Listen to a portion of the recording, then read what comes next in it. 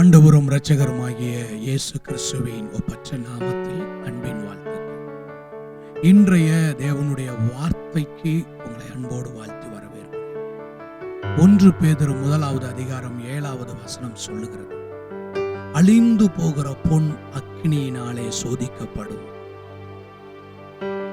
அதை பார்க்கிலும் அதிக விலையேற பெற்றதாய் இருக்கிற உங்கள் விசுவாசம் சோதிக்கப்பட்டு இயேசு கிறிஸ்து வெளிப்படும் போது புகழ்ச்சியும் கனமும் மகிமையும் உண்டாயிருக்கும். ஆண்டவர் நம்முடைய விசுவாசத்தை சோதித்து பார். உண்மையாகவே நாம் ஆண்டவரை விசுவாசிக்கிறோமா, அல்லது ஆண்டவரை விசுவாசிப்பதாக நம்மை நாம் நினைத்து கொள்ளுகிறோமா, அல்லது விசுவாசிக்கிறேன் என்று சொல்லுகிறோமா? சோதனையின் வழியாக போகும்போது விசுவாசத்திற்கு எதிரான காரியங்களை நம்முடைய இருதயம் நாடுகிறதா? விசுவாசத்துக்கு எதிரான காரியங்கள் நம்முடைய வாழ்க்கையில சொல்ந்து கொள்ளும் பொழுது நாம் இதுவரை கற்றுக்கொண்ட அறிந்து கொண்ட அந்த விசுவாசத்தின்படி நம்ம நடக்கிறோமா, அல்லது அந்த விசுவாசத்துக்கு எதிரான காரியங்களை நாம் செய்ய முற்பட்டு விசுவாசத்துக்கு எதிரான காரியங்களை நாம் நினைக்கிறோமா, சிந்திக்கிறோமா, செயல்படுத்துகிறோமா? அதாவது விசுவாசத்துக்கு எதிரான காரியம் என்ன?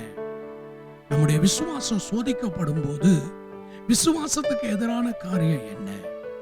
ஷாத்ராக், மேஷாக், ஆபேத்நேகோ 3 வாலிபர்கள் அந்த பொற்சிலையை வணங்காதது நிமித்தம் அவர்களுக்கு 7 மடங்கு சூடாக்கப்பட்ட அக்கினி சூளை எழும்பி வந்த பொழுதும் அவர்கள் கற்றுக்கொண்ட அந்த விசுவாசத்தில் ஒரு உபத்திரவம் வந்தவுடன், ஒரு பாடு வந்தவுடன், இனி பிழைப்பதற்கு வழி இல்லை என்பதை தெரிந்து கொண்டவுடனே அவர்கள் மாற்று காரியமாக எந்த ஒரு காரியங்களையும் செய்யாதபடிக்கு அவர்கள் அந்த விசுவாசத்திலேயே அவர்கள் உறுதியாக நின்றார்கள்.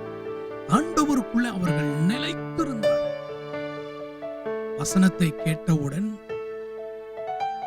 வசனத்தின் நிமித்தம் துன்பம் வந்தவுடன், சத்திய வார்த்தையிலே நடப்பது நிமித்தம் இடரல் உண்டானவுடன், வசனத்தின் நிமித்தம் ஒரு பெரிய நஷ்டத்தை வாழ்க்கையில சந்திக்கும் பொழுது அந்த நஷ்டத்தை பொறுத்து கொண்டு தேவனை விட்டு கொடுத்து விடாமல், கற்றுக்கொண்ட சத்தியத்தை மறுதலித்து விடாமல், கற்றுக்கொண்ட சத்தியத்தை அந்த இடத்துல அனுசரித்து வாழ்ந்து விடாமல், நாங்கள் நீர் செய்து வைத்த அந்த பொற்சிலையை வணங்க போவது இல்லை ராஜாவே, நாங்கள் இடைவிடாமல் ஆராதிக்கிற எங்கள் தேவன் எங்களை விடுவிப்பார், விடுவிக்காமல் போனாலும் எங்களுக்கு அற்புதமே நடக்காட்டினாலும் கூட நீர் செய்த பொற்சிலையை வணங்க போவதில்லை என்பது ராஜாவாய் இருக்கிற உமக்கு தெரிந்திருக்க கடவுது என்று சொல்லி அந்த உறுதியாய் நின்றார்கள். பாருங்க, அதுதான் அந்த விசுவாச சோதனையிலே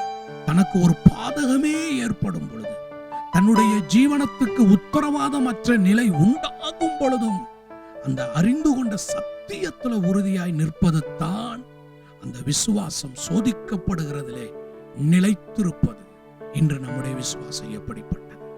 நாம் விசுவாசிக்கிறேன் என்று சொல்லுகிறேனே, அல்லது பிரச்சனைகள் வந்த உடனே அனுசரித்து போய்விடுகிறேனா? நான் கர்த்தர் மேல் விசுவாசித்து இருக்கிறேன் என்று சொல்லுகிறோமே, பாடுகள் வந்த உடனே அந்த இடத்துல வசனத்தை தாண்டி வசனத்துக்கு எதிரான காரியங்களை நாம் செய்கிறோமா?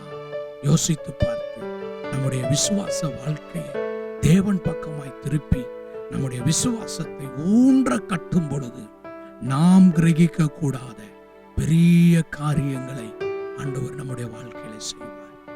ஷாத்ராக், மேஷாக், ஆபேத்நேகோ 3 வாலிபர்களுக்கு ஆண்டவர் அதை செய்தார். இன்றைக்கு நமக்கும் அதை செய்வார். எங்கள் அன்பின் நல்ல ஆண்டவரே, இந்த நல்ல வேலைக்காய் ஸ்தோத்திரம். நாங்கள் கற்றுக்கொண்ட விசுவாசத்திலே எங்களுக்குள்ளே பெற்றுக்கொண்ட அந்த விசுவாசத்தை நாங்கள் ஒருபோதும் ஒரு காலமும் அவித்து போடாதபடி அந்த விசுவாசத்தில் நிலைத்திருக்க, கனி கொடுக்க ஆண்டவர் எங்களுக்கு உதவி செய்தருளும். தாழ்த்தி உம்முடைய பிரசன்னத்தில் ஒப்பு கொடுக்கிறோம். இயேசுவின் நாமத்தில் பிதாவே, ஆமென்.